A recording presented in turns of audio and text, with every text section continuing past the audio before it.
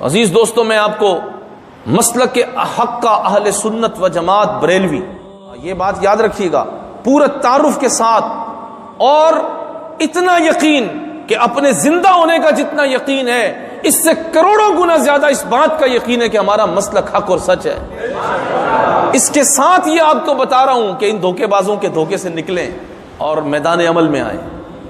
اب وقت نہیں رہا ہمارے پاس، اب گستاخ اعلان جنگ کر چکے ہیں، گستاخ اعلان جنگ کر چکے ہیں، اور ہمیں اعلان جہاد کرنے کے لیے حکومتیں کہتی ہیں کہ ہم جنگ چھیڑ دیں۔ مجھے بتائیں، انہوں نے تو اعلان کر دیا ہے، کل وہ حملہ آور بھی ہوں گے۔ ویسے تو انہوں نے ذہنی فکری طور پر مسلمانوں پر اتنے حملے کر دیے ہیں کہ اب ہماری غیرت ختم ہو چکی ہے۔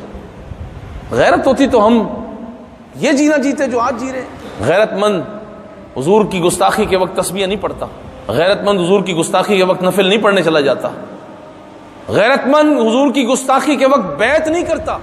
حضرت شیخ مجدد الفسانی رحمۃ اللہ تعالی علیہ کے پوتے آپ مدینہ پاک جب گئے، 27,000 مریدین تھے آپ کے ساتھ، مدینہ پاک حج کے لیے گئے۔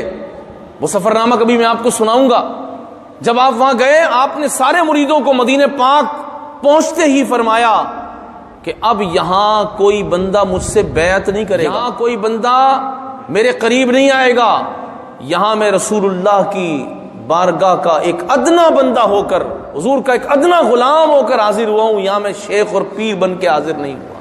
وہ رسول اللہ کے شہر میں جا کر حضور کی اتنی حیا کرتے ہیں، اور یہاں عزت و ناموس رسول پر کفار حملہ آور ہیں، اور یہاں مریدیاں چمکا رہے ہیں، پیریاں چمکا رہے ہیں۔ نہیں، ایسے کام نہیں ہوگا۔ اس وقت جس بات کی ضرورت ہے وہ کرو، اس وقت گستاخان رسول کو جو جواب دینا ہے اس کی بات کرو، یہ ظلم کا جو نظام ہے اس کے خلاف اٹھو، اور نبی پاک علیہ الصلوۃ والسلام کے دین کو غالب کرو۔ اگر حضور کا دین غالب آ گیا تو اللہ تبارک و تعالی زمین و آسمان سے برکتیں نازل کر دے گا، ورنہ یاد رکھیے کہ ہم بالکل نہیں بچیں گے، بالکل بھی نہیں بچیں گے۔